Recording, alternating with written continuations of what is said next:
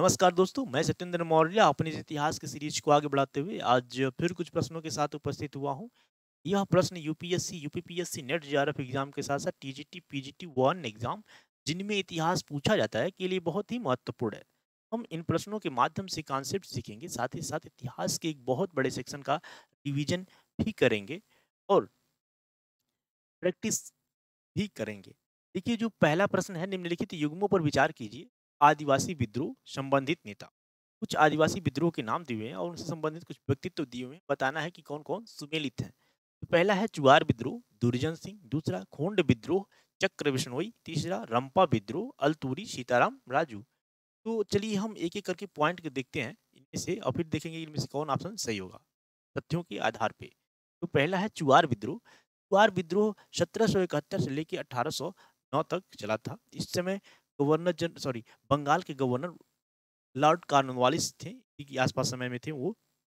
तो उन्होंने अस्थायी बंदोबस्त अस्थायी बंदोबस्त उन्हीं के समय आया था, जिससे जो भू राजस्व नीति थी उसमें उथल-पुथल चल रहा था। बहुत सारे जमींदार, बहुत सारे कृषक असंतोष हो रहे थे, असंतुष्ट थे। तो उसमें से देखिए, यह पश्चिम बंगाल के रीजन में था। पश्चिम बंगाल, उसमें जो पहाड़ी और वन एरिया में थे, उन एरिया में बहुत सारे जनजातियाँ रहती थीं।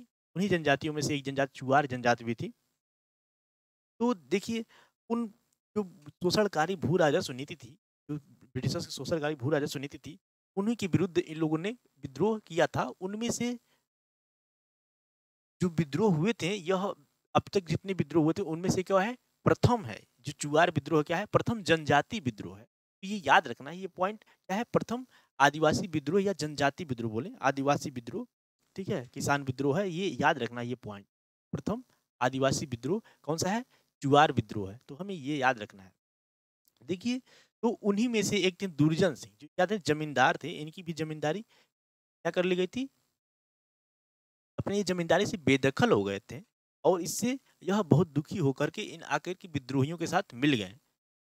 युआर विद्रोहियों के साथ मिल गए और अपने 1500 अनुयायियों के साथ रायपुर पहुंचे। रायपुर वहीं पे है ना, तो रायपुर पहुंचे और रायपुर में वहाँ की उनकी रायपुर की रियासत क्या हो रही थी, नीलाम हो रही थी। मतलब अब ये अपनी रियासत से क्या हो रहे थे, बेदखल हो रहे थे। उसे रोकने के लिए उन्होंने हिंसक गतिविधियों में शामिल हुए। जो इन्होंने कहा कि हिंसक गतिविधि अपनाएं, हिंसक रूप से ब्रिटिशर से झड़प हुई और इसी की तरह यह चुआर विद्रोह शुरू हुआ। हालांकि विद्रोह भी तेज था, लेकिन विद्रोहियों का दमन भी कर दिया गया, क्रूरतापूर्वक ब्रिटिशर्स ने दमन कर दिया।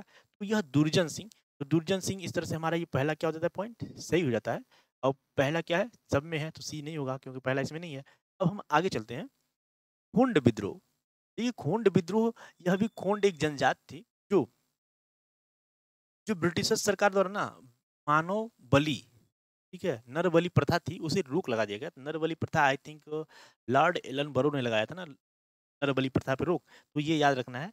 और किस ईयर में लगाया था, अगर आपको कमेंट पता हुआ तो कमेंट सेक्शन में बताइएगा मुझे, किस ईयर में लगाया था लॉर्ड एलन बरो ने नर बलि प्रथा पे रोक। तो यह इससे क्या हुई, ये हताहत हुए। जो खोंड जनजातियां थी, जो नर बलि प्रथा पे रोक लगाया गया, उससे ये लोग क्या हुए, हताहत हुए, उनकी भावनाओं पर ठेस पहुंचा, क्योंकि वो लोग नर बलि प्रथा में संलग्न थे। तो आगे चल करके इन लोगों ने, ब्रिटिशर्स ने नए-नए कर भी लगाए, नए-नए कर भी लगाए, तो इससे भी ये लोग क्या थे, असंतुष्ट थे। उस जमींदारों और साहूकारों के, जो ये लोग थे, या पहाड़ों में और जंगलों में ये स्वतंत्रतापूर्वक रह रहे थे। परंतु अब जो ब्रिटिशर्स की जो नीतियाँ थी, इससे इनकी क्या हुआ, साहूकार और जो जमींदार थे, वहाँ पे दखल देने लगे। उनके निजी जीवन में हस्तक्षेप करने लगे, जिससे इन भावनाएँ हताहत हुई और यह इस पीड़ा को सह नहीं सके और विद्रोह का रूप धारण किया। इसी के कारण इन लोगों ने विद्रोह का दामन पकड़ा। देखिए, आगे हम चलते हैं तो इस प्रकार देखते हैं, जो ये उस समय जो ये खोंड विद्रोह था, उसका नेतृत्व चक्र बिश्नोई, एक युवा राजा था, जिसने इसका नेतृत्व किया था। ये खोंड जनजातियां थी, उसके एक राजा थे, कौन से, चक्र बिश्नोई। उसी ने यह इसका प्रतिनिधित्व किया था। इस तरह से हम ये दूसरा भी हमारा क्या हो जाता है, सही है। तो दूसरा क्या है, केवल इसमें है और इसमें है।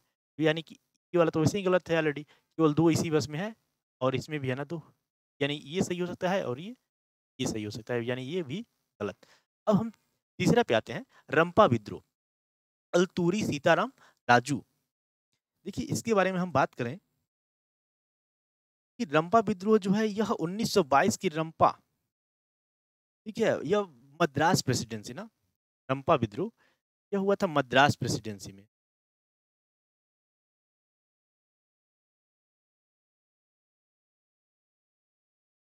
बाकी ऊपर वाला कहाँ थे, बंगाल प्रेसिडेंसी में था।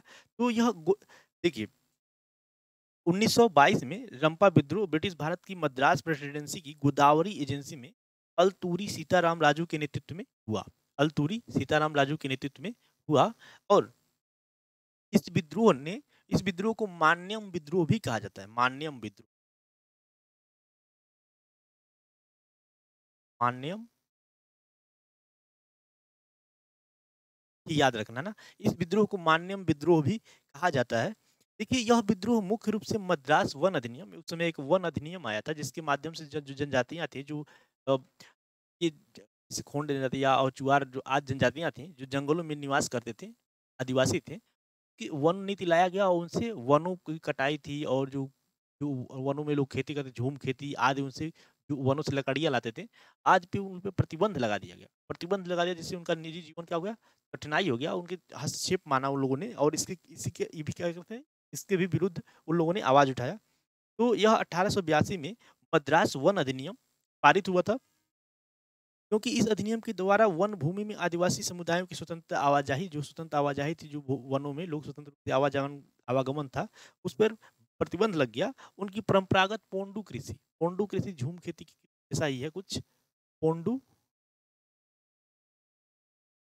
कृषि, पोंडू कृषि पे क्या हो गया, रोक लग गया, इस पे रोक लगा दिया गया। और यह विद्रोह अगस्त 1922 में प्रारंभ हुआ, जो 1924 में अल्तूरी सीताराम राजू के नेतृत्व में चलता रहा। 1922 से लेकर के 24 तक अल्तूरी सीताराम राजू के नेतृत्व में यह विद्रोह, रंपा विद्रोह चलता रहा। हालांकि अल्तूरी सीताराम राजू को गिरफ्तार कर लिया जाता है और इनकी हत्या कर दी जाती है, तब जाकर के यह विद्रोह शांत हुआ था, मतलब समाप्त हुआ, तभी से माना जाता है। तो इस तरह से हमारा तीसरा भी क्या है, सुमेलित है। तो हम देखते हैं हमारा 1 2 और 1 2 और 3 तीनों के तीनों क्या है, सुमेलित है। तो इस तरह से हमारा ऑप्शन क्या हो जाएगा, ऑप्शन डी सही हो जाएगा। ऑप्शन डी सही हो जाएगा। चलिए हम चलते हैं अपने नेक्स्ट प्रश्न पे। देखिए हमारा नेक्स्ट प्रश्न जो है, यह निम्नलिखित नेताओं में से किसने भूमिहीन निर्धन काश्तकारों, काश्तकारों ना, काश्तकारों नहीं, काश्तकारों, ठीक, ऐसे थोड़ा सा इरेज कर देता हूँ ना यहाँ,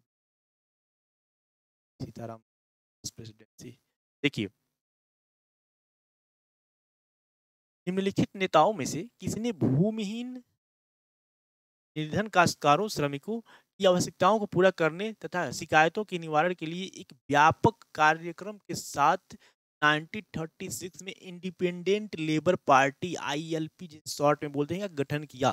पहले हैं एम एन रॉय, दूसरा बी आर अम्बेडकर, तीसरा दीवान चमनलाल, तीसरा श्रीपाद अमृत डांगे। देखिए श्रीपाद होगा या श्रीमान होगा श्रीपाद लिखा है तो श्रीपाद देखते हैं। देखिए जो कृषक आंदोलन उसमें चल रहे थे, कृषक जो उनकी परेशानियां थी, कृषक से संबंधित जो सरकार की नीतियां थी, क्या सही है, उनके उनके उनके संबंध में क्या सही है क्या गलत है, उससे बहुत सारे नेता उसमें क्या थे, संलग्न थे, जो कि कृषकों की आवाज को ऊपर तक उठाते थे। उन्हीं में से एक दलित नेता थे बी आर अम्बेडकर।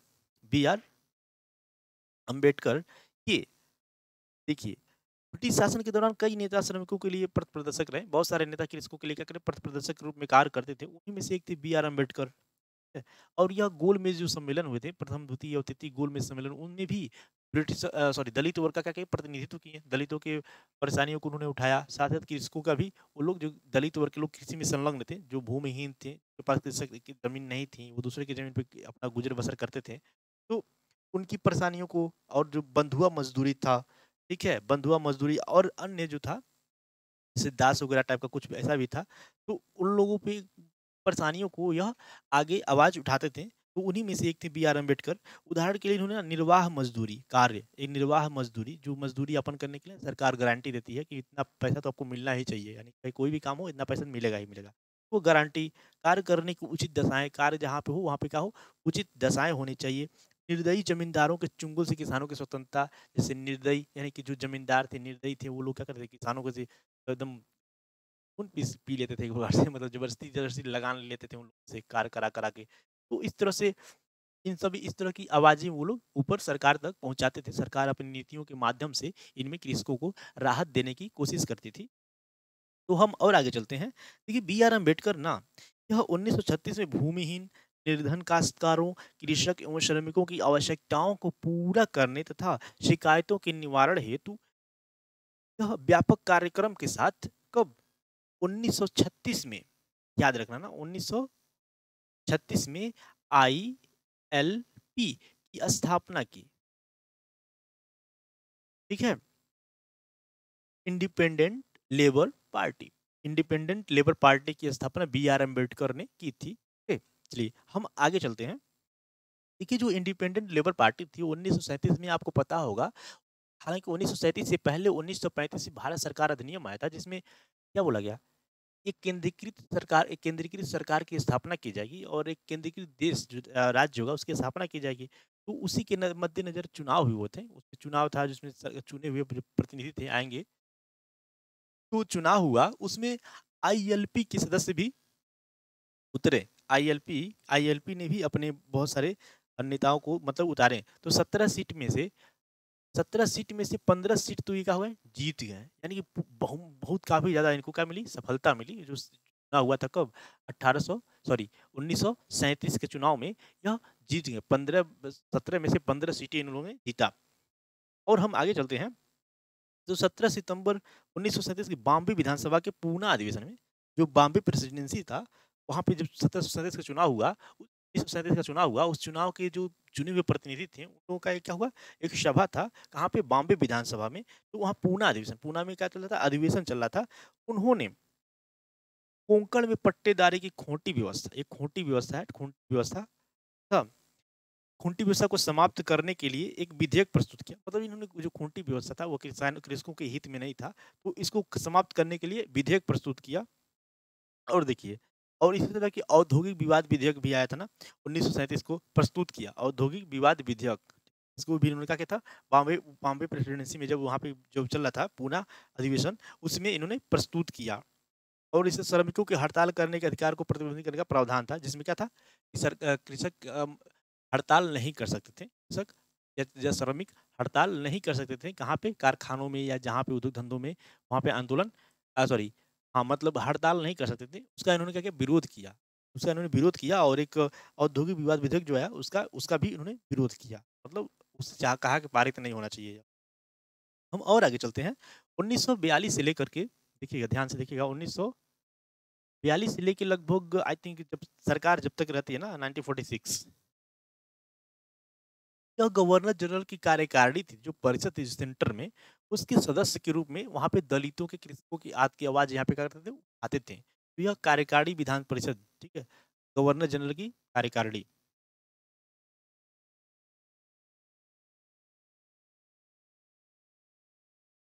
के सदस्य के रूप में भी चुने गए थे। ठीक है, आगे चलते हैं हम। और तो हम इस तरह से देखते हैं कि बी आर अम्बेडकर ने क्या कहते हैं, जो श्रमिक वर्ग थे, भूमिहीन थे, निर्धन थे, काश्तकार थे, उन सभी की आवाज़ों को उठाते थे। उन्हीं के निवारण हेतु उन्होंने इंडिपेंडेंट लेबर पार्टी का गठन किया था। तो इस तरह देखते हैं, हमारा सही आंसर क्या हो जाएगा, ऑप्शन बी। ऑप्शन बी क्या हो जाएगा, बी आर अम्बेडकर क्या हो जाएगा, सही हो जाएगा। चलिए हम चलते हैं अपने नेक्स्ट प्रश्न पे। देखिए प्रश्न है, भारतीय स्त्री महामंडल, भारत स्त्री महामंडल के संदर्भ में निम्नलिखित कथनों पर विचार कीजिए। इसकी स्थापना पंडित रमाबाई ने की थी। दूसरा, इसकी गतिविधियां केवल बंगाल प्रांत तक ही सीमित थी। उपयुक्त कथनों में से कौन सा से कथन सही है, केवल एक, केवल दो, एक और दो दोनों, न तो एक न ही दो। तो हम हर बार की तरह इस बार भी पहले हम स्त्री महामंडल के से संबंधित तथ्यों को जानेंगे, फिर उसके आधार पर अपने इस प्रश्न को सॉल्व करेंगे। तो चलिए हम डिस्क्राइब करना शुरू करते हैं। देखिए भारत स्त्री महामंडल से संबंधित जो व्यक्ति हैं वह है सरला देवी चौधरानी। सरला देवी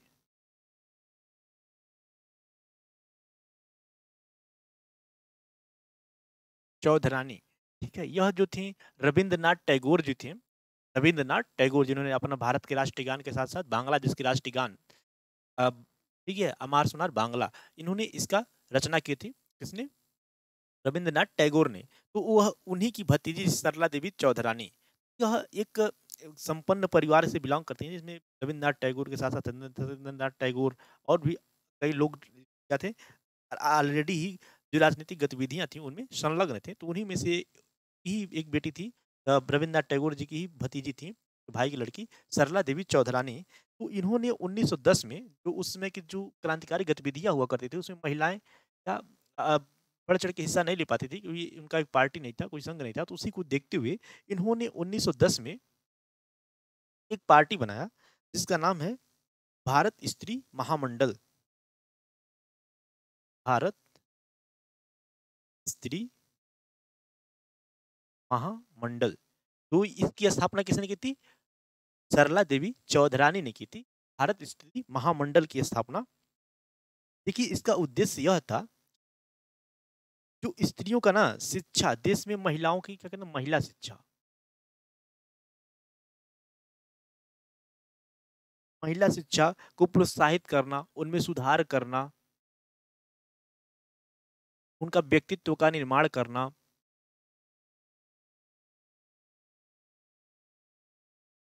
यानी कि सर्वांगीण विकास बोल सकते हैं, विकास करना। तो महिला शिक्षा को ही उन्होंने क्या कहता अपना पढ़ाया, और उनकी उचित महत्व नहीं दिया था, जिसकी उसमें क्या महिलाओं को बाल विवाह से बहुत ज्यादा पीड़ित थी, उनको उनकी उनकी शिक्षा पे सुधार ध्यान नहीं दिया जाता था। तो इन्हीं सब के सुधार करने के लिए, उनकी महत्व को और बढ़ाने के लिए इन्होंने ध्यान दिया।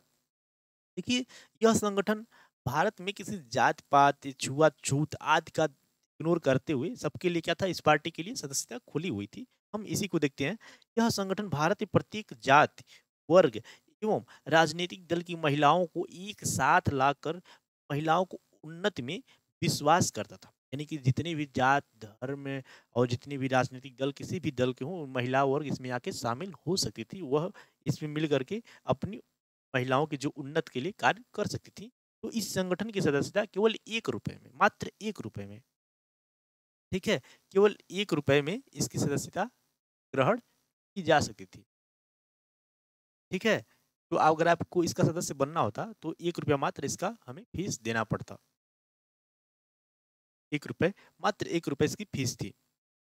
और देखिए इसकी जो सदस्यता थी, जाति वंश वर्ग की वरीयता दिए बिना, किसी को कोई वरीयता नहीं दी जाती थी, और सभी के लिए इसके दरवाजे खुले हुए थे। हम और आगे चलते हैं। तो इस संगठन के अनुयायी थे, वह देश के अलग अलग हिस्सों में क्या कर रहे थे, इसका सेंटर स्थापित कर रहे थे, एक प्रकार से मुख्यालय स्थापित कर रहे थे, क्षेत्रीय। ठीक है, देखिए लाहौर, हजारीबाग, दिल्ली, कराची, कानपुर, कोलकाता, हैदराबाद, अमृतसर, बांकुरा और मिदनापुर आदि जगहों पर इसकी क्या बनाई गई, शाखाएं स्थापित की गई। हाँ? शाखाएं कहाँ पे? दिल्ली,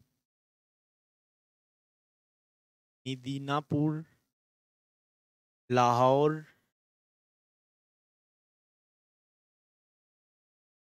आदि स्थानों पे इसकी शाखाएं स्थापित की गई। हम कुछ सरला देवी चौधरानी के बारे में बात कर लेते हैं। कि सरला देवी चौधरानी, आपने पहले ही बताया कि ये क्या थी, रविंद्रनाथ टैगोर जी की क्या कहती भतीजी थी। और इन्होंने 1895 के आसपास जो स्वतंत्रता संग्राम में अधिकाधिक शामिल होना शुरू कर दी थी। ठीक है सर, उसमें भारतीय राष्ट्रीय कांग्रेस की स्थापना भी हो चुका था। और यह टैगोर परिवार के अन्य सदस्यों की भांति ये भी राजनीतिक विचारधारा से क्या थी, पूर्णतः परिपूर्ण थी। तो इस तरह से जो विचारधारा थी, वो जो टैगोर परिवार था, उससे यह भी प्रेरित हुई। और जो अंग्रेजों को था यहाँ से खदेड़ने का, वह आक्रामकता और हिंसा की ही एकमात्र समाधान है, इसका इन्होंने सहारा लिया। ऐसा इनका नीतियां थी कि ब्रिटिशर्स को केवल आक्रामकता और हिंसा के माध्यम से ही खदेड़ा जा सकता है यहाँ से। तो इस तरह से थी। तो कुछ भगत सिंह के माध्यम से, और जो भगत सिंह और अन्य नेता थे जो क्रांतिकारी थे, उन्हीं लोगों से इनका विचारधारा मिलता जुलता है। देखिए ये स्वतंत्रता संग्राम के बारे में जागरूकता उत्पन्न करने के लिए स्कूली छात्रों हेतु ये बहुत इंपॉर्टेंट है। आहिताग्रिका, आहिताग्रिका, आहिताग्रिका नामक एक पुस्तक लिखी। पुस्तक की इन्होंने क्या किया था, रचना किया था, बहुत इंपॉर्टेंट है। जिसमें क्या था, पुस्तक की रचना की और एक भूमिगत क्रांतिकारी समूह का भी गठन किया। मतलब अंडरग्राउंड रहते हुए एक क्रांतिकारी समिति का गठन भी किया गया, जैसे अनुशीलन समितियाँ हुआ करती थी। तो इस प्रकार हम देखते हैं और आगे चल के इन्होंने भारत में जो स्त्री शिक्षा को और बढ़ावा देने के लिए स्कूल भी खोले। है, स्त्री शिक्षा सदन, भारत स्त्री शिक्षा सदन।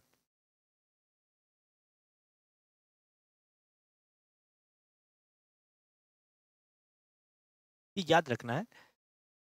आहिति आहिताग्रिका नामक पुस्तक लिखी और भारत स्त्री शिक्षा सदन एक स्कूल भी इन्होंने ओपन किया। तो हम देखते हैं इस तरह से जो पहला ऑप्शन है, जो हम तथ्यों का डिस्कशन किए हैं उसके आधार पर देखते हैं। इसकी स्थापना पंडित रमाबाई ने की? नहीं। हमने सरला देवी चौधरानी के बारे में बात किया। इसकी गतिविधियां केवल बंगाल प्रांत तक ही सीमित थी? नहीं। दिल्ली, मिदनापुर, लाहौर, पंजाब, हैदराबाद, अमृतसर, बांकुरा जगहों पे, जो हैदराबाद फिर उधर चला गया दक्षिण में, ठीक है। कहाँ बहुत सारे देशों में, बहुत सारे मतलब राज्यों में इसी क्या कहते हैं समितियां स्थापित की गई थी। हमसे क्या पूछा, कौन सही है? तो ना ही एक ना ही दो, कोई नहीं सही, कोई नहीं सही है। हम चलते हैं अपने नेक्स्ट प्रश्न पे। हमारा नेक्स्ट प्रश्न है the code code of Gentoo laws, the code of Gentoo laws, ये देखना है। द कोड ऑफ जेंटुलाज के संदर्भ में निम्नलिखित कथनों पर विचार कीजिए। मुस्लिम कानूनों को अंग्रेजी में संहिताबद्ध, मुस्लिम कानूनों को अंग्रेजी में संहिताबद्ध करने का यह प्रथम प्रयास था।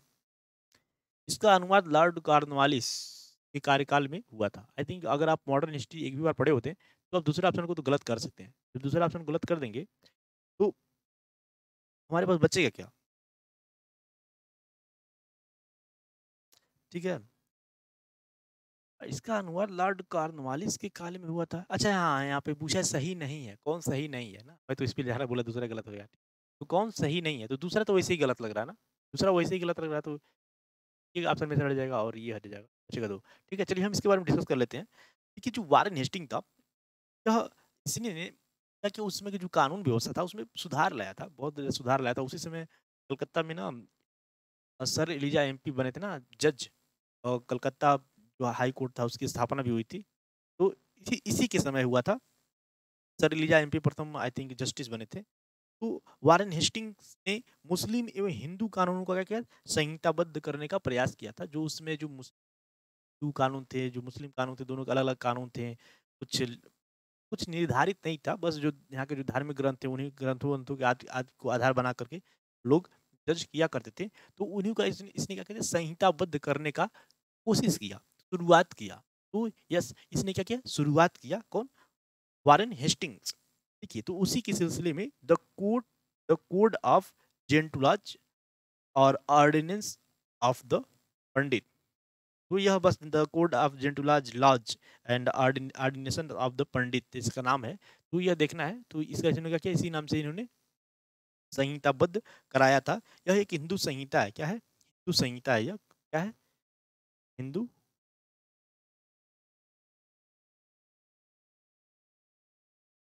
संहिता है। जो एक संहिता मतलब क्या बोला, जो बहुत सारे पॉइंट पॉइंट को एक जगह पे संहिताकरण कर दिया जाए, लिख दिया जाए, या स्थापित कर, जैसे अपन भारत का संविधान है, बहुत सारे पॉइंट को लेकर के एक संहिता कर दी, संहिताबद्ध कर दिया गया, उसी तरह से लेखन से संबंधित है। तो इस पुस्तक के मूल जो इसके मूल थे ना, वो संस्कृत में थे। बाद ब्राह्मण विद्वानों द्वारा क्या किया, फारसी में अनुवाद किया गया।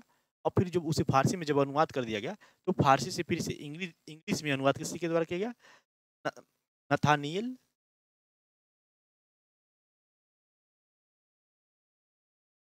ब्रासी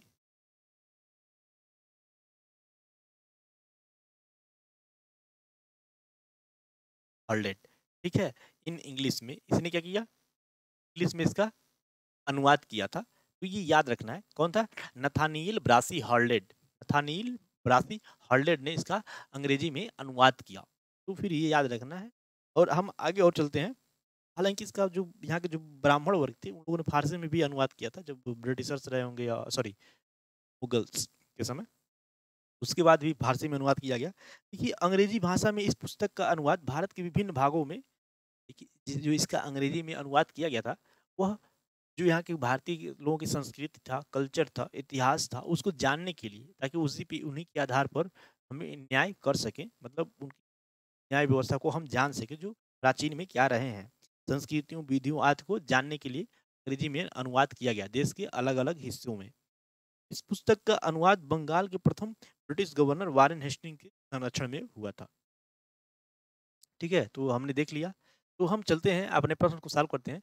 मुस्लिम कानूनों को अंग्रेजी में संहिताबद्ध करने का प्रथम प्रयास था।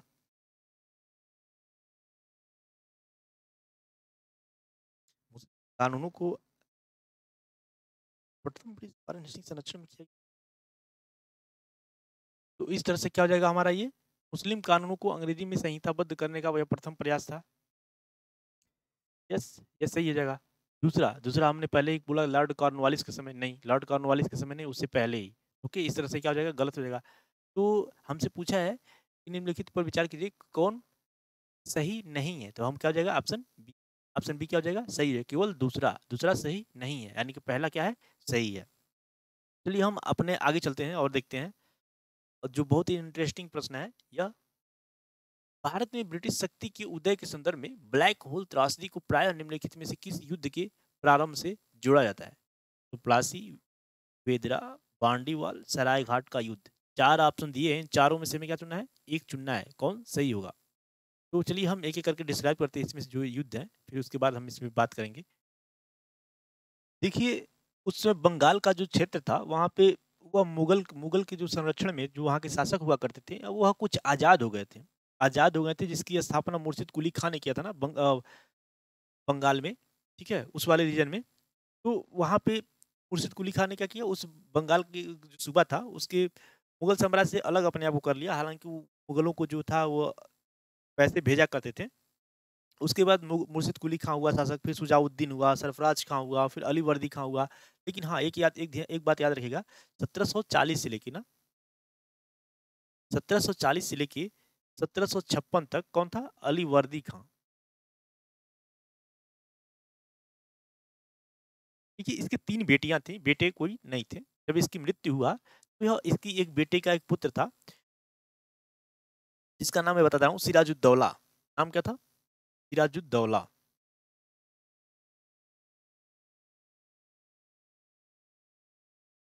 यह इसका नाती, एक प्रकार से बोले नाती था, इसकी बेटी का ही एक लड़का था। तो तीन बेटियां थी। तो इसकी मृत्यु के बाद उन बेटियों में क्या हुआ, सिराजुद्दौला को उसको उन्हें अली वर्दी खान ने अपने जीवन काल में ही से राजा नियुक्त कर दिया था। तो जिससे इसकी अन्य बेटी, जिसमें घसीटी बेगम, जो क्या थी, ढाका के जो शासक थे उनकी एक विधवा थी घसीटी बेगम, वो अन्य बेटियां थी तो पूर्णिया के नवाब की थी। ठीक है, बिहार में पूर्णिया के नवाब से उनका शादी हुआ था। तो इस तरह से जो अन्य बेटियां थी, उनके जो बेटे थे या पति थे, उन लोगों ने इसके विरुद्ध षड्यंत्र रचना शुरू कर दिया। तो इसकी जो शासन काल है, यह 1756 से लेके 57 तक है। मात्र 1 डेढ़ साल के अंदर ही इसका क्या हुआ, हत्या कर दी जाती है। तो इसके समय घटना घटित होती है प्लासी का युद्ध। इसके समय घटना घटित हुई प्लासी का युद्ध। देखिए, इस घटना को जानने से पहले हम इसका जो बेसिक है उसके बारे में कुछ डिस्कस कर लेते हैं, बहुत ही इंटरेस्टिंग है। देखिए, 10 अप्रैल 1756 को, 10 अप्रैल 1756 को सिराजुद्दौला नवाब बनता है। ध्यान से सुनिएगा, 10 अप्रैल 1756 को सिराज नवाब बना। इसकी गद्दी पर बैठते ही जो घसीटी बेगम के दीवान थे राजबल्लभ और एवं पूर्णिया के जो गवर्नर थे शौकत जंग, यानी कि राजबल्लभ और शौकत जंग ने उसके विरुद्ध शत्रुतापूर्वक कारनामे शुरू कर दिए। वह अंग्रेजों से जाकर क्या करेंगे, मिल जाएंगे और सिराजुद्दौला के विरुद्ध अ, जो गतिविधियां थी उसमें संलग्न हो जाएंगे।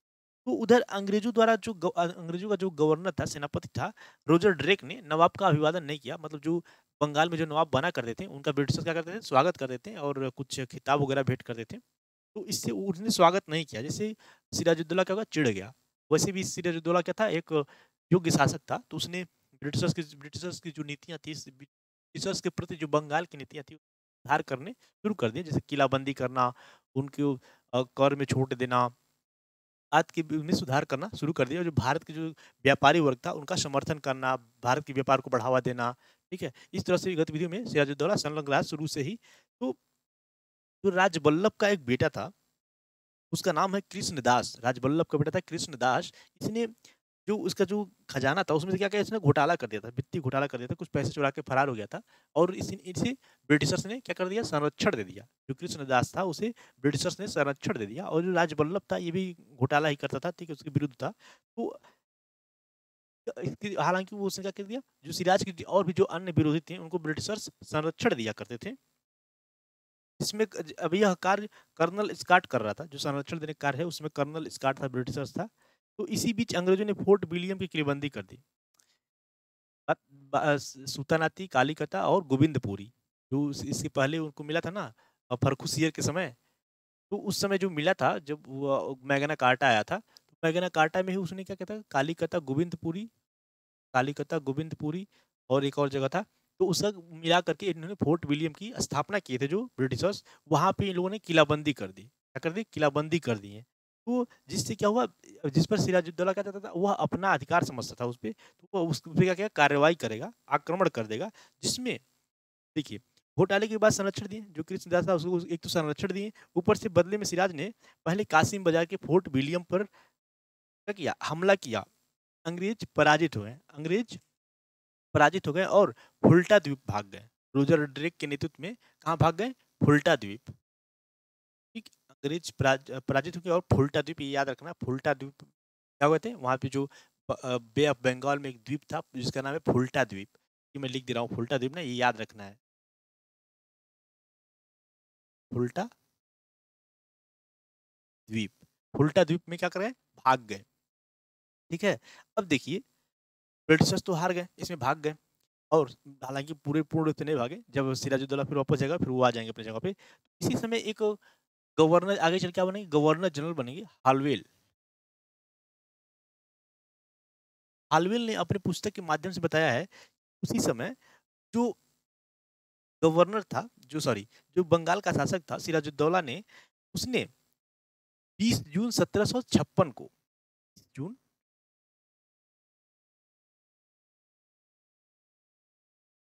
1756 को ब्लैक होल की घटना घटित होती है। ब्लैक होल की घटना घटित होती है।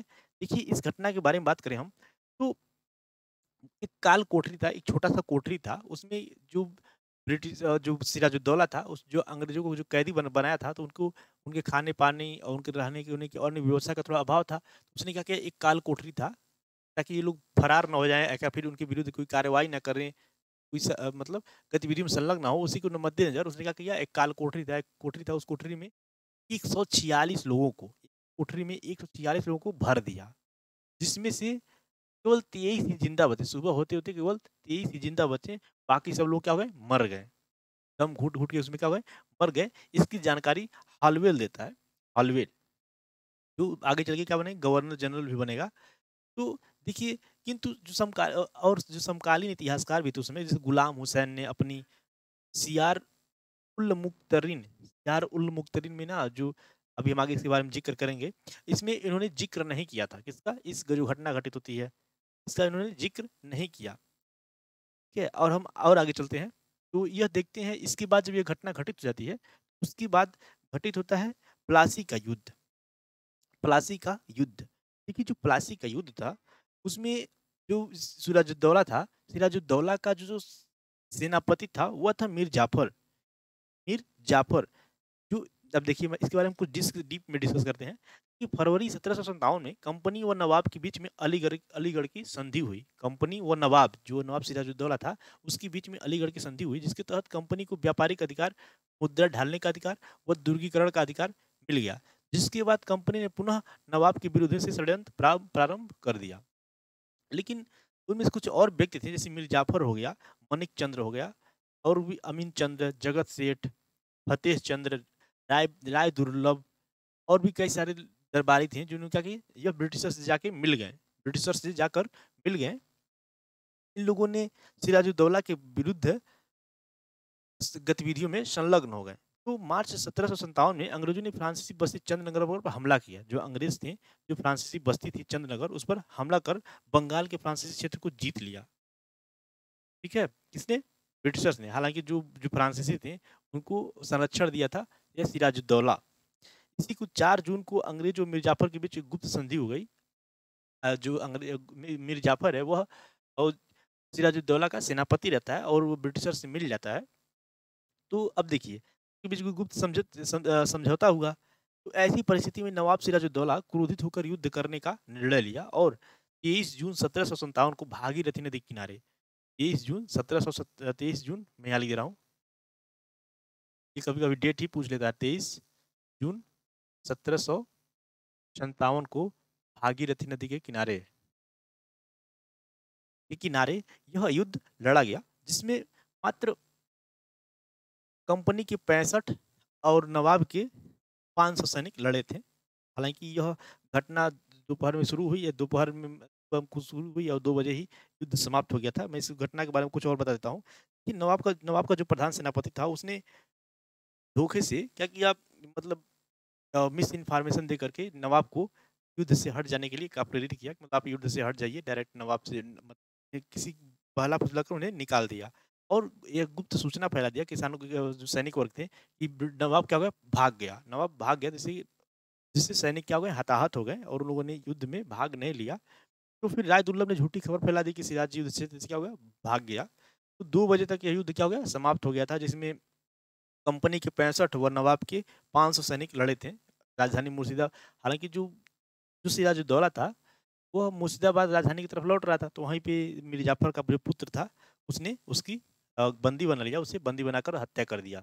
तो इस तरह से मीर जाफर क्या हो गया, सिराजुद्दौला का मृत्यु हो जाता है। तो हम देखते हैं जो ब्लैक होल की त्रासदी घटित हुई थी, उसके जस्ट तुरंत बाद प्लासी का युद्ध। हालांकि मैं आपको बता दूं, एक क्रम है, इसे याद रख लीजिएगा, प्लासी, वेदरा, वांडीवाल, वांडीवाल, बक्सर। बक्सर का युद्ध हुआ ना लॉर्ड क्लाइव के समय। तो यह क्रम है, प्लासी, वेदरा, बांडीवाल और बक्सर, इन्हीं के बीच में सराय घाट का युद्ध भी आएगा, जब वहाँ के मुगल्स और अवध का शासक और बंगाल का शासक तीनों मिलके के सॉरी हाँ ब्रिटिशर्स के खिलाफ युद्ध करेंगे, उसमें आएगा ना सराय घाट का युद्ध, तो उसमें हम जिक्र करेंगे। तो इस प्रकार हम देखते हैं हमारा सही ऑप्शन क्या हो जाएगा, प्लासी का युद्ध। चलिए हम अपने अगले प्रश्न पे चलते हैं। ये प्रश्न है, निम्नलिखित में से ऐसे कौन से प्रमुख कारक हैं जिन्हें भारत में अन्य यूरोपीय शक्तियों के विरुद्ध अंग्रेजों की सफलता हेतु उत्तरदायी ठहराया जा सकता है। पहला प्रश्न समझ में आ गया होगा, मुझे आशा है। निम्नलिखित में से कौन से प्रमुख कारक हैं जिन्हें भारत में अन्य यूरोपीय शक्तियों के विरुद्ध अंग्रेजों की सफलता हेतु उत्तरदायी ठहराया जा सकता है। वह कारण पूछ रहा है जिससे क्या हुआ, ब्रिटिशर सफल हुए। Okay, British east India company का पूर्ण सरकारी स्वामित्व, ब्रिटिश ईस्ट इंडिया कंपनी का पूर्ण सरकारी स्वामित्व जब कंपनी ही है उसे, हालांकि वहां से इसे मिला था, परंतु कंपनी आजाद थी काम करने के लिए, तो ऐसे ही गलत हो जाएगा। जब पहला गलत हो जाएगा तो इसमें भी दो ये बचेगा ना। देखिए, ब्रिटेन की रॉयल नेवी, शाही नौसेना की उन्नति, इंग्लैंड में औद्योगिक क्रांति की शुरुआत, ब्रिटेन द्वारा अपने युद्धों को वित्त पोषित करने के लिए ऋण बाजारों की ये 4 बिंदु दिए हैं। 4 बिंदु में से हमें बताना है कि कौन से कारण थे कि ब्रिटिशर्स क्या हो गए, सफल हो गए यहाँ पे अन्य जो शक्तियाँ थी, यूरोपीय शक्तियाँ थी उनके विरुद्ध में। तो हम चलिए एक एक करके डिस्क्राइब करते हैं और फिर अपने तथ्यों के आधार पे सही ऑप्शन चुनते हैं। देखिए, जो ब्रिटिशर्स थे, जो उस समय की तत्कालीन उनकी प्रतिद्वंदी थे, जैसे फ्रांस हो गया, पुर्तगाल हो गया, डेनिस हो गए, तो इन लोगों से क्या हुए, सफल हो गए भारत में अपनी सत्ता स्थापित करने में सफल हो गए। बाकी अन्य शक्तियां, यूरोपीय शक्तियां थी, क्या हो गई, किसी न किसी कारणवश से भारत से अपना बोरिया बिस्तर गोल करने में सफल रही। परंतु बस पुर्तगाली सबसे पहले आए थे, उनमें से पुर्तगाली गोवा में लगभग आई थिंक 1961 तक भी रहे थे, जो पुलिस कार्रवाई के द्वारा यहाँ से भगाए गए। तो पुर्तगाली कुछ सीमित क्षेत्र में ही रहे, परंतु ब्रिटेन ने पूरे आई थिंक भारतीय उपनिवेश पर ही राज किया। तो देखिए, हम कुछ बात करते हैं जो ब्रिटिशर्स कैसे भारत में प्रवेश किए, ब्रिटिशर्स के साथ साथ जो यूरोपीय थे, कुछ थोड़ा सा तथ्य जान लेते हैं। देखिए, भारत और यूरोप के बीच जो संबंध था, वह यूनानी आक्रमण, जब सिकंदर, यस, यूनानी आक्रमण जब भारत पे हो रहे थे, तो उसी समय से यह भारत और यूरोपियों के बीच में, मतलब जो अखंड भारत था, भारतीय उपमहाद्वीप में, इसके साथ साथ यूरोप के साथ साथ व्यापारिक गतिविधियां संचालित की जा रही थी। उसमें कुछ मार्ग थे, उसके बाद भी वह जारी रही, कुछ मार्गों द्वारा ही भारत और यूरोप के बीच व्यापार होता था। देखिए इसमें से कुल 3 मार्ग हैं, जिसके 3 मार्ग के बारे में मैं ज़िक्र करना चाहूँगा। पहला है फारस की खाड़ी के रास्ते, जो इस समय ईरान है, ईरान के मध्य में ईरान और वो जो कतर है, यूएई है, उसके बीच में जो जल सागर है, उसे फारस की खाड़ी बोलते हैं। उस खाड़ी के रास्ते, उस समुद्र के रास्ते क्या होता था, व्यापार आगे तुर्की के इराक, फिर तुर्की होकर स्थल मार्ग से फिर समुद्री मार्ग से वेनिस तक पहुँच जाता था, वेनिस, जेनेवा तक पहुँच जाता था। तो मैं ऐसा करता हूँ, वर्ल्ड मैप में आप समझ पा रहे होंगे कहाँ तक है। तो ईरान के रास्ते से यहाँ से होकर के वो इराक, तो वहाँ की दजला और फरात नदियाँ थीं, वो उन नदियों के रास्ते से स्थल मार्ग से होते हुए फिर वहाँ टर्की पड़ता है, फिर टर्की ग्रीस, फिर ग्रीस के रास्ते से होकर के यूरोप में प्रवेश कर जाता था। दूसरा रास्ता है, दूसरा रास्ता जो था लाल सागर, जो इस समय स्वेज कैनाल है, स्वेज कैनाल जो है ना लाल सागर में ही है, तो लाल सागर से सटा ही है। तो लाल सागर जो वहाँ पे अ, अपना जो एशिया और अफ्रीका महाद्वीप से अलग करता है, तो वह स्वेज कैनाल और स्वेज कैनाल के रास्ते भी क्या करते थे लोग, व्यापार करते थे लाल सागर के रास्ते होकर के। और दूसरा मार्ग जो है, यह उत्तर पश्चिमी जो आज का सीमा प्रांत है, उत्तर पश्चिम सीमा प्रांत जो आधुनिक पाकिस्तान में है, उस समय वहाँ से होते हुए कहाँ तक, देखिए कुछ वहाँ पे दर्रे थे, जो अफ़गानिस्तान और पाकिस्तान के सीमा बॉर्डर पे है। तो ये आप, आशा करता हूँ आप समझ पा रहे होंगे लोकेशन। तो वहाँ पे गोमल दर्रा, बुलन दर्रा और खैबर दर्रा कुछ दर्रे थे, जो प्राकृतिक रूप से 2 पहाड़ियों के बीच में स्थित, कभी न कभी वहाँ पे नदी बहा करती थी। वह जब वो नदी वहाँ से बहना अपना दिशा चेंज कर लेती है, तो वह क्या होता है, एक सड़क के रूप में वहाँ पे 2 पहाड़ियों के बीच में होता है। तो उसे क्या बोलेंगे, वो दर्रा था। तो उस दर्रों के रास्तों से वहाँ पे व्यापार किया जाता था। हालाँकि ये जो दर्रे थे, इनके माध्यम से व्यापार करना, पहाड़ियों के ऊपर चढ़ाई करना, फिर के माध्यम से एक पहाड़ियों को पार करके उस बगल जाना, ये काफ़ी खर्चीला था, काफ़ी खर्चीला था। तो इससे व्यापार प्रचलन में ज़्यादा नहीं था यह। देखिए 1453 में जो ये लाल सागर से होकर के इजिप्ट, मिस्र के रास्ते होकर के व्यापार होता था, उस समय कस्तूनिया पर उस उस्मानी जो तुर्क थे, टर्किश थे, उन लोगों ने आक्रमण करके उसे क्या किया, अपने अधीन कर लिया था। जिससे क्या हो गया, जब यूरोप की ओर जाने वाले जो स्थल मार्ग था, वह रूढ़ हो गया, मतलब बंद हो गया। जिससे यूरोपियों को अब एक अलग मार्ग खोजने के लिए मजबूर होना पड़ा। जैसे ऑटोमन एम्पायर आएगा ना, उसी में टर्किश, तुर्की भी थे। तो वो क्या हो गया, अब इन्हें एक अलग मार्ग चाहिए था कि जो कि क्या करें, पूर्व के साथ व्यापार कर सके थे। तो उसी के सिलसिले में वास्को डी गामा आएँगे 1498 में, तो भारत की खोज करेंगे। हालाँकि भारत की खोज भारत पहले भी था, ऐसा करेंगे भारत की खोज करेंगे। एक भारत में पहुँचने के लिए एक मार्ग की खोज करेंगे। ये गलत पढ़ाया जाता है हमें स्कूलों में कि भारत की खोज की, नहीं, भारत की खोज नहीं की, भारत में पहुँचने के लिए मार्ग की खोज की, मार्ग। ये होना चाहिए सही। तो उन्होंने क्या किया, एक मार्ग की खोज किया। तो हम आगे चलते हैं, तो इसी सिलसिले में तो पहले पुर्तगाली आएँगे। जो पुर्तगाली के शासक थे ना, वो पुर्तगाली जो वहाँ शासक थे, उन्होंने अपने व्यापार को बढ़ावा करने के लिए, ताकि व्यापार वहाँ से रुद्ध हो गया था।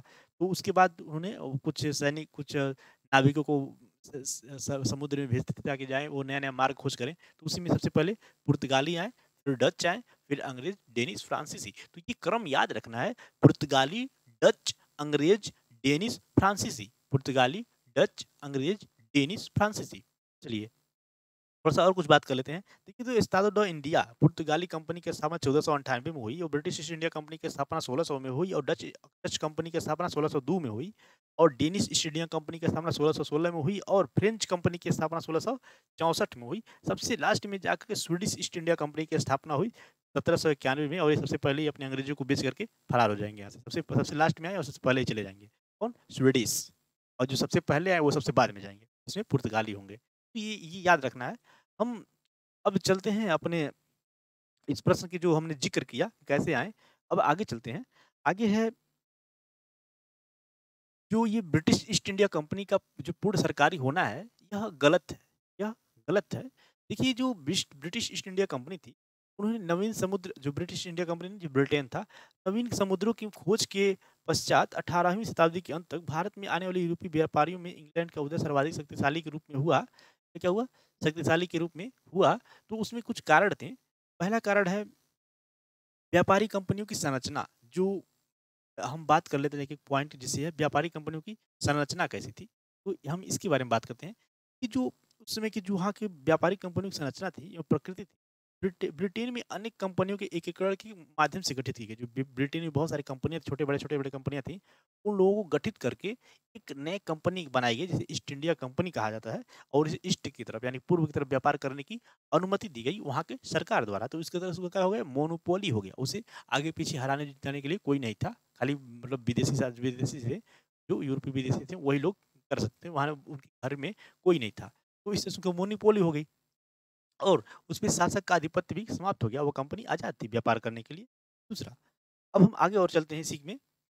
जो कंपनी का संचालन होता था एक निदेशक मंडल द्वारा किया जाता था। जो निदेशक मंडल उन्हीं प्रतिनिधियों में से चुन के आते थे जो उस कंपनी में शेयर धारक होते थे, जो अपना पैसा निवेश किए होते थे, उन्हीं में से ही कोई मंत्रिमंडल में शामिल होते थे। जिस तरह से आज भी कंपनियों का मंत्रिमंडल, सॉरी, जो निदेशक मंडल होता है वो उसके शेयर धारकों में से ही चुन के आते थे। जो सबसे अधिक शेयर वो ये होते हैं वही उन्हीं वही लोग अपना नियुक्त कर देते हैं। सेम वही पैटर्न वहाँ पे भी था।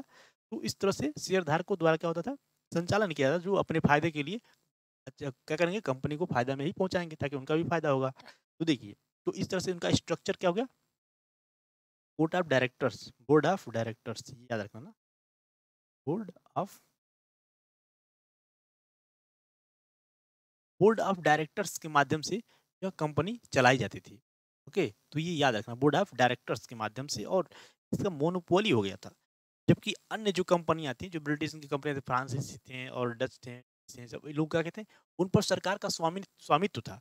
सरकार की जैसे जैसे स्थिति खराब होती थी, उस तरह से कंपनियों के ऊपर दबाव पड़ जाता था, फिर कंपनियों को अपना पैर पीछे खींचना पड़ता, जो भी विकास हुआ करता था, तो वहाँ पे सरकार की स्थिति के ऊपर भी निर्भर करते थे। हालांकि जो ये फिल्म की कंपनियां थी, ये कंपनी थी ईस्ट इंडिया कंपनी, यह वहाँ की सरकार से क्या थी, स्वतंत्र थी, कार्य करने के लिए स्वतंत्र थी।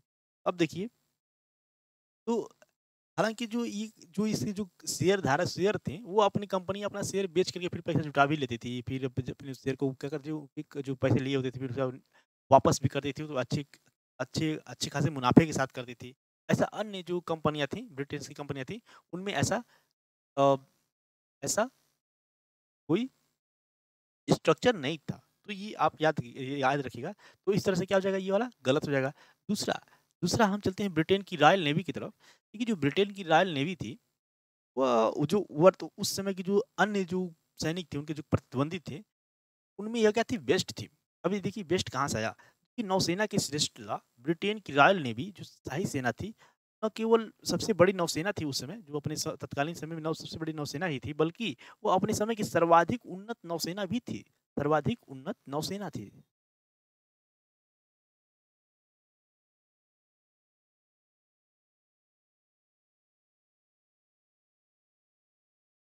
हम देखते हैं कि इससे पहले पुर्तगाली थे, जो उसमें गोवा में और वाले रीजन में थे, कालीकट वाले रीजन में।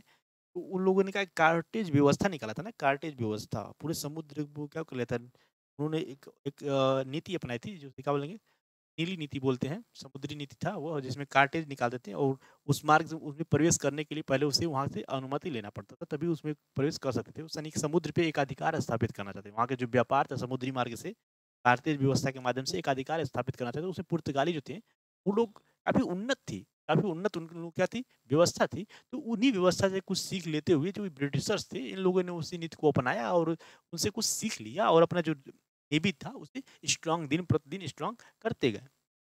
और देखिए, तो अब जो इन्होंने क्या सीखा था, पुर्तगालियों से ही इन्होंने क्या था, सीखा था। जहाज जहाज उन्नत जहाज़ों का निर्माण इन्होंने किया, ठीक है? और तकनीकी में सुधार किया, और इनकी नेवी क्या हो गई, स्ट्रांग दिन प्रतिदिन होती गई। तीसरा हम देखते हैं औद्योगिक क्रांति। देखते हैं कि भारत की जो यहाँ पे कृषि प्रधान देश है, अभी भी देश है कृषि प्रधान, और उस समय भी कृषि प्रधान देश था। तो सर्विस सेंटर है ना सबसे ज़्यादा, कृषि प्रधान नहीं। हालाँकि तभी कि अभी भी देश की लगभग 70% जनसंख्या कृषि में ही इन्वॉल्व है, तो कृषि प्रधान ही बोलेंगे अभी। देखिए, तो इंग्लैंड में औद्योगिक क्रांति की शुरुआत हुई। हम इस पे डिस्कस करते हैं कि जो 18वीं शताब्दी के आरंभ में इंग्लैंड में औद्योगिक क्रांति की शुरुआत हुई। अ, पुनर्जागरण काल चला था ना, पुनर्जागरण काल के बाद, ठीक है, औद्योगिक क्रांति की स्थापना हुई। नए-नए उद्योग धंधे स्थापित हुए, मशीन के द्वारा कार्य होते थे, मशीनरी का ज़्यादा चलन हो गया। वो नई मशीनों जैसे स्पिनिंग जेनी, कुछ मशीनों का नाम है, वास्प इंजन, भाप का इंजन, वास्प वास्प इंजन का निर्माण हो गया। और विद्युत करघा हो गया,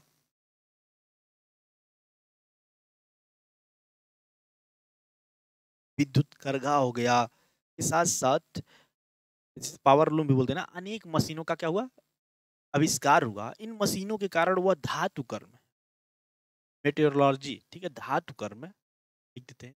चौथा हमने कौन पढ़ रहे हैं, तीसरा पढ़ रहे हैं ना, अभी चौथा का विषय डिस्कस करेंगे। धातु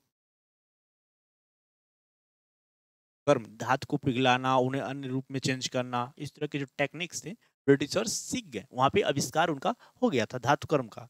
और हम आगे चलते हैं तो देखते हैं कि वाष्प शक्ति भाप इंजन था, कृषि के क्षेत्र में उत्पादकता में अत्यधिक सुधार हुआ। जो कृषि यंत्र हुआ करते थे कृषि में, जैसे पुराने उसमें बैल वैल वगैरह से खेती का जोताई होता, ट्रैक्टर का आविष्कार, अन्य अन्य ऐसे छोटे मोटे आविष्कार उसमें होने लगे, जिससे क्या हुआ, कृषि के जो तकनीक था उसमें चेंज हुआ और उन्नत हुआ और उद्योग धंधे विकसित हुए। अब देखिए हम और आगे चलते हैं तो क्रांति तो उसमें यूरोपीय के देश, जो यूरोप के अन्य देश थे, उनमें जो यह गतिविधियां थी काफी देर पहुंचा, काफी देर पहुंचा। एक और रीजन है, जो ब्रिटेन का जो स्ट्रक्चर था वो, उसमें वह लोग अपनी धन जुटाने के लिए लोगों से डायरेक्ट करते थे, अपना बॉन्ड जारी करके उन लोगों को ऐसा तो सुझाव दिया जाता था कि आप हमें हमें पैसा दीजिए, पैसा लगाइए, और जब हमारा काम सक्सेस होगा उसके बाद हम आपको इतना परसेंट रिटर्न देंगे। ठीक है, जो इस समय कंपनियां बॉन्ड जारी करती है, जैसे शेयर धारक जो शेयर सेंसेक्स निफ्टी आरपी आप शेयर खरीदते हैं, तो उसमें भी यही होता है सिस्टम। सेम सिस्टम काफी समय में उस समय भी था, और एक बैंक भी स्थापित हो गया था जिसका नाम था बैंक ऑफ इंग्लैंड। वह पैसा क्या करती थी, जाती थी लोगों से, और जो युद्ध हुआ करते थे अन्य में पैसे निवेश करते थे। देखिए तो हम तो इस तरह देखते हैं, तो इंग्लैंड का जो औद्योगिकरण था उसने भी अहम रोल निभाया, और ब्रिटिशर्स को अपना आधिपत्य स्थापित करने में औद्योगिकरण का भी सहयोग मिला। हम अब दूसरा चलते हैं। ब्रिटेन द्वारा अपनी युद्धों को वित्त पोषित करने के लिए ऋण बाजारों का उपयोग किया। ऋण बाजार ना बहुत ही अच्छा है ना, आज का भी जो इकोनॉमी चलता है काफी ऋण बाजार पे ही निर्भर के आधार पे चलता है। देखिए ऋण बाजार का उपयोग जो है मध्य 18वीं शताब्दी से लेकर मध्य 19वीं शताब्दी के आसपास से ब्रिटिशर्स ने इसका प्रयोग करना शुरू कर दिया था। अपनी युद्धों के वित्त पोषण हेतु वह जहां पे युद्धरत होते थे, अपने देश में बताते थे कि अगर हम यह युद्ध जीत जाएंगे तो आपको इतना परसेंट रिटर्न देंगे।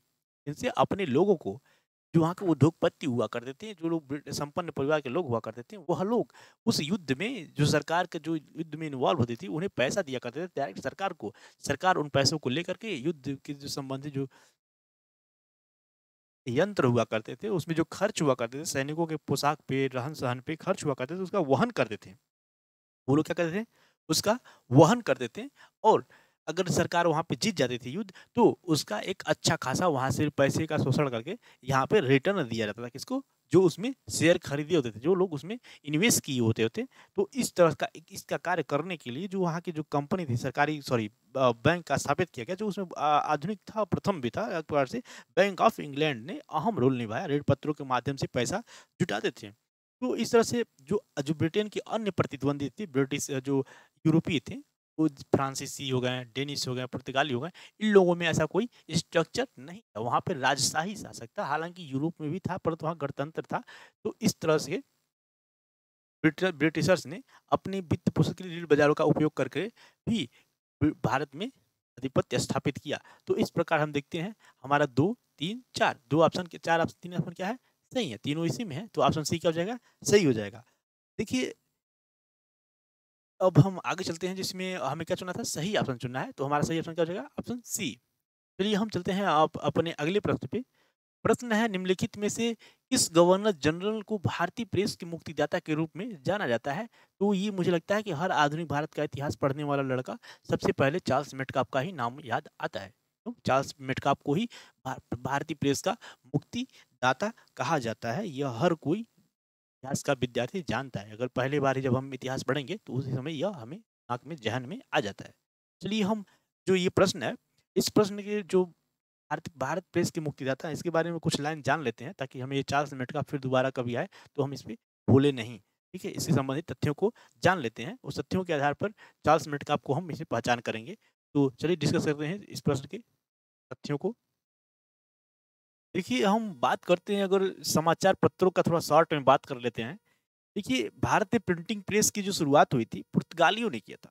किसने किया था? पुर्तगालियों ने प्रिंटिंग प्रेस की शुरुआत किया था। आयुर्वेद की एक पुस्तक का उन्होंने क्या किया था, छापा था उसमें, ठीक है, तो गोवा में। अब हम आगे चलते हैं, तो पहला समाचार पत्र जो था, जो ईस्ट इंडिया कंपनी के कुछ कर्मचारी थे, असंतुष्ट कर्मचारी थे, उन्होंने पत्रिका निकालने का असफल प्रयास किया, परंतु आगे चल करके जेम्स अगस्टस इक्की जेम्स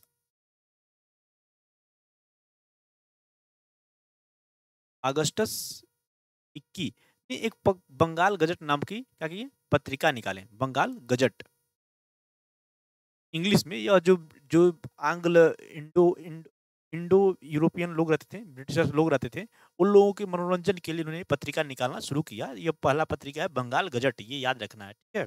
तो आगे चल के इस तरह से बहुत सारे पत्रिकाएं, जैसे इंडिया गजट हो गया, कलकत्ता गजट हो गया, बंगाल गजट हो गया, कलकत्ता एग्जीडमेंट हो गया, एशियाटिक मिरर हो गया, बॉम्बे गजट हो गया, बहुत सारे पत्रिकाएं संपादित होना शुरू हो गई और इसमें तीव्र गति से विकास हुआ। यह समय चल रहा था 1780, समय चल रहा था 1780।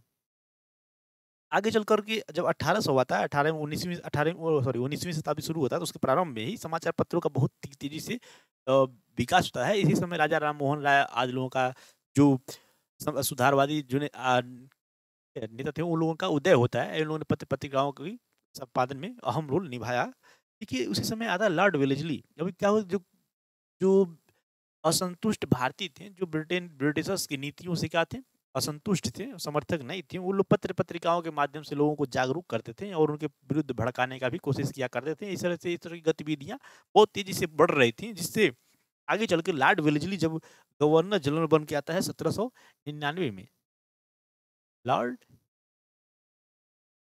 वेलेस्ली, हम जो अपने डिस्कशन को है यहाँ तक लाके समाप्त करेंगे। तो लॉर्ड वेलेस्ली जब आया, तो उसने क्या किया, एक नियम लाया, पूर्व प्रतिरक्षण का नियम, पूर्व प्रतिरक्षण का नियम, पत्रेक्षण का नियम लाया,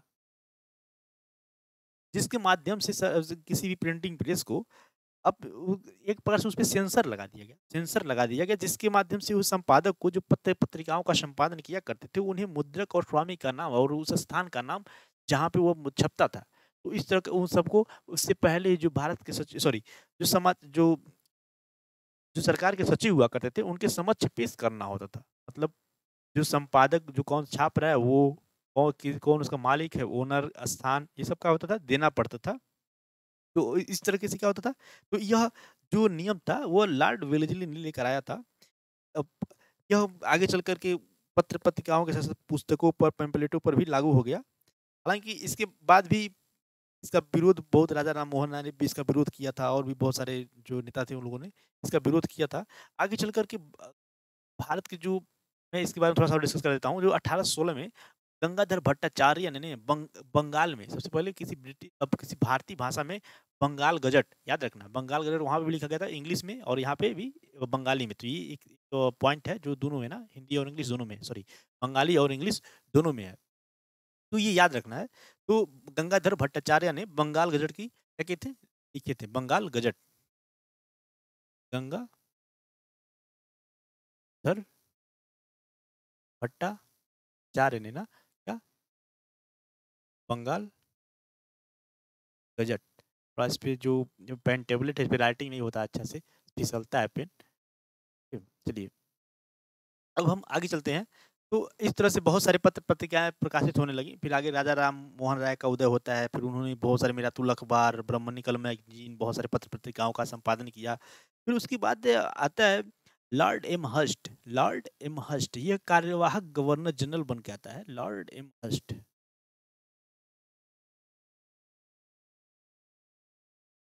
ये गवर्नर जनरल बन के आता है, कार्यवाहक, ठीक है। 1823 में लॉर्ड एम हस्ट ने जो कार्यवाहक गवर्नर जनरल बनकर आया, वो उसने प्रेस की स्वतंत्रता का, वो कहता है, विरोधी था। वो प्रेस की स्वतंत्रता चाहता था कि ना हो, क्योंकि इसी के माध्यम से लोगों के अंदर जागरूकता फैल रहा था और जो क्रांतिकारी गतिविधियां थी, इससे क्या होती, बढ़ रही थी। जो लोगों के अंदर जागरूकता बढ़ रहा था, तो वो लोग क्रांति का सहारा लिया करते थे। तो इस तरह से गतिविधियां बढ़ रही थी, तो उसने क्या लिया, अनुज्ञप्ति का नियम ला दिया।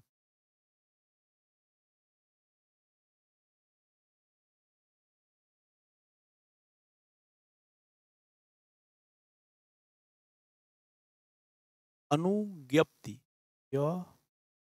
अपोती, ये गलती हो गया ना, लेकिन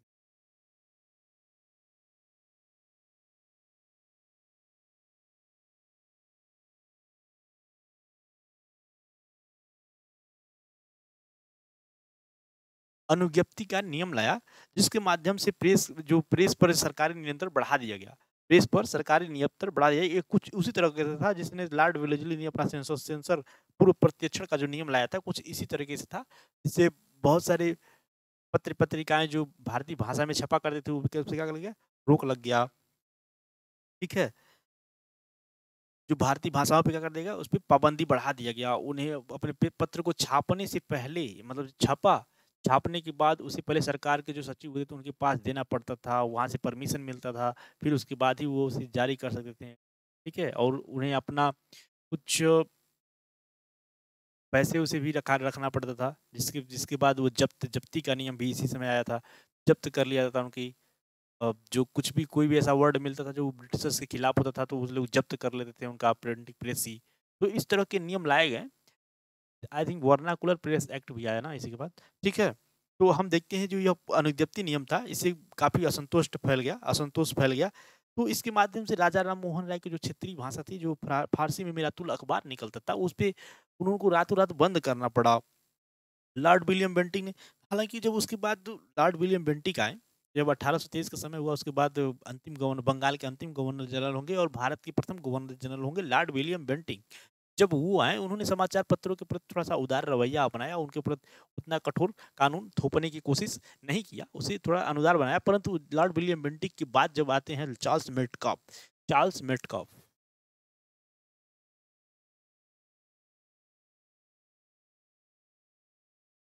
ठीक है, चार्ल्स मेटकाप जब आए, तो इन्होंने क्या किया, 1835 से 36 के बीच में रहेंगे ना, 1835 से 36 के बीच में रहेंगे चार्ल्स मेटकाप। इन्होंने जो जो ऊपर के जो नियम थे, किसके, लॉर्ड एमहर्स्ट के जो नियम थे, उन्हें रद्द कर दिया। इस कारण इन्हें प्रेस का मुक्तिदाता भी कहा जाता है, प्रेस का मुक्तिदाता। प्रेस का मुक्तिदाता भी इन्हें कहा जाता है, चार्ल्स मेटकाप को ये याद रखना। इन्होंने उस ऊपर के नियम को क्या कर दिया था, रद्द कर दिया था। देखिए, जो आगे चल के जो इसी समय लॉर्ड मैकाले भी हैं, लॉर्ड मैकाले भी समाचार पत्रों के स्वतंत्रता के क्या थे, वो भी समर्थक थे, वो भी चाहते थे कि इनका हो। इसी से जब जब सरकार को लोगों पर नियंत्रण क्या होता था, कायम रख सकती थी। साथ ही साथ एक प्रकाशन संस्थान से जो ये उन्होंने चार्ल्स मेटकाफ का जो नियम उन्होंने रद्द कर दिया, चार्ल्स मेटकाफ ने एडमहर्स्ट का जो नियम रद्द कर दिया। उसके बाद एक नीति लाया गया, जिसके माध्यम से बस प्रकाशन को स्थान का नाम और उस संपादक कौन है उसका नाम कुछ शॉर्ट में सरकार को बताना पड़ता था। इससे अब वो क्या होगा, देश में समाचार पत्रों का उदय बहुत तेजी से अब वृद्धि हुआ। और यह जो नियम है, जो चार्ल्स मेटकाफ का, यह नियम लगभग 1857 की क्रांति जब होती है उस समय तक चलता रहता है, उसके बाद भी चलता रहता है। उसके बाद जब 1857 की जब क्रांति होती है, उस समय के लिए इस पर बैन लगाया गया था। फिर आगे चल के ऐसी बहुत सारे एक्ट आए। आगे चल के 1857 में भी लॉर्ड कैनिंग के समय 1857 की अनुज्ञप्ति एक्ट आया, जो इससे पहले आया था ना अनुज्ञप्ति एक्ट, और एडमहर्स्ट लाया था। उसी एक्ट को कुछ समय के लिए लागू किया गया था। उसमें असंतोष देश में, मान लीजिए हालात खराब हो गए थे, ब्रिटिशर्स के कंट्रोल में नहीं था, तो इसलिए उन कुछ समय के लिए यह नीति लागू किए थे। फिर उसके बाद यह वापस कर लेंगे, फिर वो आगे चलता रहेगा, कंटिन्यू रहेगा। ये हम उसमें ज़्यादा नहीं जाएंगे। तो ये रहे चार्ल्स मेटकाफ। हमारे इस प्रश्न के जवाब क्या हो जाएंगे, चार्ल्स मेटकाफ। ठीक है, तो आज हमें मुझे लगता है कि ज़्यादा समय हो गया। यस, अब हम आज हमारा ये वीडियो समाप्त होता है यहीं पे। हम फिर मिलेंगे अपने नेक्स्ट वीडियो में। चलिए हम कुछ ओवरव्यू देख लेते हैं कि हमने आज क्या क्या सीखा। देखिए, निम्नलिखित में से हमने क्या सीखा, प्रेस के मुक्तिदाता चार्ल्स मेटकाफ के बारे में जाना, और यहाँ पे यूरोपीय शक्तियाँ भारत में क्यों अपना आधिपत्य स्थापित करने में सफल रहीं, इसके बारे में जाना। और कुछ कारणे थे, इन कारणों को ब्रिटेन की रॉयल नेवी के बारे में, इंग्लैंड की औद्योगिक क्रांति के बारे में, ब्रिटेन द्वारा युद्धों को वित्त पोषित करने के लिए ऋण बाजारों का प्रयोग करने में, ऐसे बहुत सारे कुछ कारण थे जिससे क्या हुआ, ब्रिटिशर्स सफल हुए भारत में अपना उपनिवेश कायम रखने में। और ब्लैक होल की त्रासदी के बारे में जाना, प्लासी का युद्ध, बक्सर का युद्ध, वेदला बांडीवाल आदि के बारे में भी यहाँ पे कुछ डिस्कस किया गया था। ठीक है, तो सिराजुद्दौला के जो नीति था उसे, अच्छा सीआर से जो इसको किसको कलायू का सीआर किसे कहा जाता है? जो मीर जाफर था ना, उसे कलायू का सीआर कहा जाता है। ये याद रखना है, कलायू कलायू का सीआर मीर जाफर को। ये court of Gentoo laws sorry the code of Gentoo laws की रचना की गई। ठीक है, वारेन हेस्टिंग के समय ये हो गया। और हम आगे चलते हैं। भारत स्त्री महामंडल की स्थापना सरला देवी चौधरानी, जो रविन्द्रनाथ टैगोर की क्या थी, पोती थी, सॉरी पोती नहीं थी, भतीजी थी, के द्वारा किया गया था। महिला शिक्षा सुधार, व्यक्तिगत उनका व्यक्तित्व का निर्माण, सर्वांगीण विकास, दिल्ली, मिदनापुर, लाहौर, देश के अलग अलग हिस्सों में इसकी शाखाएं स्थापित की गई थी। और देखिए जो बी आर अम्बेडकर थे, बाबा साहेब अम्बेडकर ने उन्होंने ILP, Indian labour party sorry independent labour party की स्थापना किए थे। ठीक है, जिसके माध्यम से कृषक वर्गों के जो दलित वर्ग थे, उन दलित वर्ग के जो कृषक वर्ग थे, जो जमींदारों के नेतृत्व में जो अंदर में काम किया करते थे, भूमिहीन लोग थे, उन लोगों की जो अ, परेशानियां था वो सरकार तक पहुंचाते थे, मुद्दा को सरकार नेशनल लेवल पर उठाते थे। यह इंडिपेंडेंट लेबर पार्टी थी। और यह 1937 का जब चुनाव हुआ तो उसमें 17 जगहों पे लोग अपने सदस्य उतारे थे, जिनमें से 15 सदस्य क्या हुए, जीत गए, डायरेक्ट कहाँ पे चले गए, मंत्रिमंडल में गए। अब यहाँ पे चुआर विद्रोह के बारे में जाना, खोंड विद्रोह के बारे में, रंपा विद्रोह के बारे में जाना, तीनों विद्रोह के बारे में, दुर्जन सिंह, चक्र बिश्नोई, अल्तूरी, सीताराम राजू, इनका क्या हो गया, कैद करके हत्या कर दी गई थी, तब जाके रंपा विद्रोह समाप्त हुआ था। तो सभी पॉइंट्स के बारे में हमने जाना, डिस्कस किया। आशा करता हूँ आप भी कुछ इससे ज़रूर सीखे होंगे, लाभान्वित हुए होंगे। लाभान्वित होंगे तो लाइक कीजिएगा, सब्सक्राइब कीजिएगा और शेयर कीजिएगा, और दूसरों को भी प्रेरित कीजिएगा, और इससे आपका उपनयन संस्कार भी पूरा हो जाएगा। ठीक है, तो चलिए हम फिर मिलेंगे नेक्स्ट वीडियो में। तब तक के लिए बाय, वॉचिंग, कीप लर्निंग।